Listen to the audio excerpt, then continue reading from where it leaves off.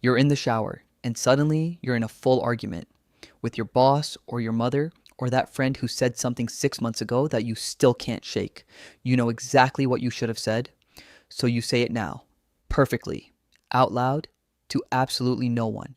Or maybe it's not a past conversation, maybe it's one that hasn't happened yet. You're lying in bed, playing out how you'll finally bring up the thing you've been avoiding. You go through every possible response. You plan your counter. You prepare for the worst. And then it never happens. If this is you, I need you to know two things. One, you are not alone. And two, there are very real psychological reasons your brain does this, and they say something interesting about who you are. So let's get into it. Here are 7 psychological reasons why you rehearse conversations that never happen. Reason 1. Your brain can't tell the difference between rehearsal and reality. Let's start with the neuroscience because this changes how you see the whole habit. When you imagine a conversation, your brain activates many of the same neural regions as when you're actually having one. The language centers light up. The emotional processing areas fire. Your body even responds. Your heart rate shifts slightly. Your muscles may tense. To your brain, rehearsing a conversation is not that different from having one. It treats imagined speech as low-stakes practice. It's building neural pathways, patterns of thought and language for words you may never actually say. So when you do this, you're not wasting time. You're training. Your brain is taking the simulation seriously even when you don't realize it's happening. The shower, the car, the moment before sleep, these are the spaces your mind finds to run its drills. Reason 2, it's anxiety doing its job. Badly. Anxiety evolved to protect you. Its job is to scan for threats and help you prepare for them. And for most of human history, that was incredibly useful. But your brain hasn't caught up to the fact that the threat is now a conversation with your landlord about the broken heating, not a predator in the woods. So when you sense a potentially uncomfortable social situation ahead, your anxiety kicks in and says, let's prepare. Let's think through everything that could go wrong. Let's make sure you're ready. And that's where the rehearsal begins. It's anticipatory anxiety doing its job, simulating threatening scenarios so you feel more equipped to handle them. The problem? Anxiety doesn't know when to stop. It will rehearse the same conversation 200 times, offering less useful information each time. It's running a protection program with no off switch. The rehearsal isn't a flaw. It's an ancient survival mechanism working overtime in a world it wasn't designed for. 3. You're trying to feel in control of unpredictable people. Here's something worth sitting with. Other people are the most unpredictable variable in your entire life. You can control your words, your tone, your timing, but you cannot control how someone else will respond. And for certain kinds of minds, thoughtful, sensitive, detail-oriented minds, that unpredictability is genuinely uncomfortable. So you rehearse, you imagine what they might say, and you plan your response. Then you imagine another version of what they might say, and you plan for that too. You're running through scenarios, trying to close the gap between what you can control and what you can't. This isn't weakness. It's actually a sophisticated cognitive strategy. You're modeling another person's likely behavior based on everything you know about them. You're running social simulations. The goal isn't always to prepare the perfect words. Often, the goal is just to feel like you won't be completely blindsided, like you'll have something ready, like you won't freeze. The rehearsal is a bid for control in an inherently uncontrollable situation. Reason 4. Past conversations left unfinished emotional business.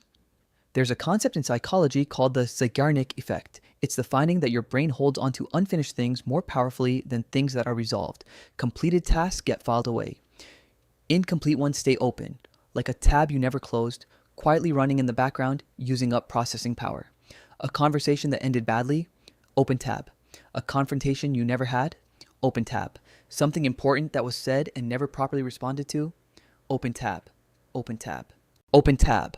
When you mentally revisit these conversations, rewriting them, replaying them with different endings, your brain is trying to close those loops.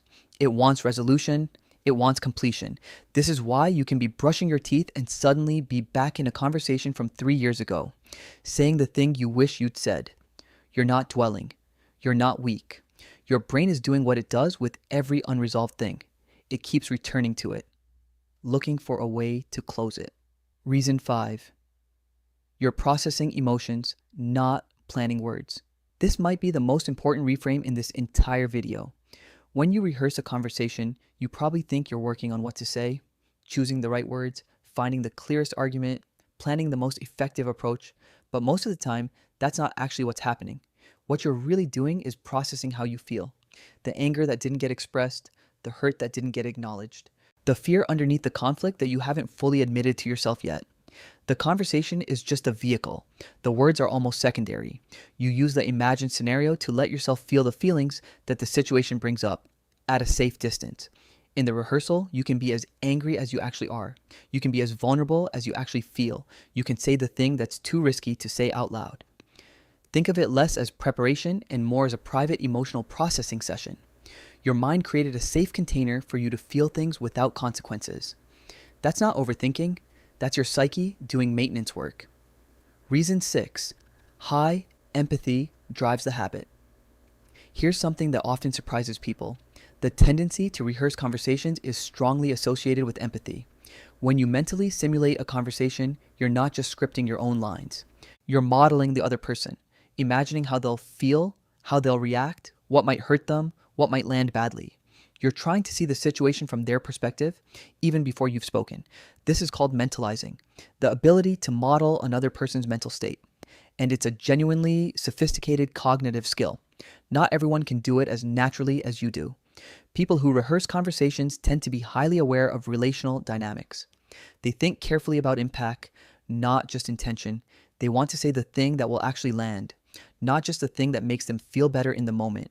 So yes, sometimes this makes you slower to speak. Sometimes it tips into over-preparation or avoidance. But the root of it, the wanting to understand how another person will receive you, that's not a flaw. That's empathy operating at full capacity.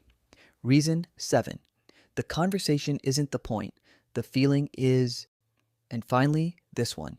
Sometimes, not always, but sometimes, the rehearsed conversation gives you something that the real conversation never could. In your imagination, the other person finally gets it. They finally hear you. They say exactly what you needed them to say. You get the apology or the acknowledgement or the validation that never came in real life. Your mind is the only place where you have complete creative control over how the other person responds. And so it goes there.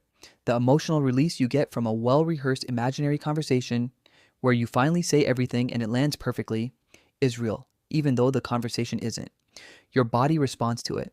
Your nervous system settles a little. And here's the thing.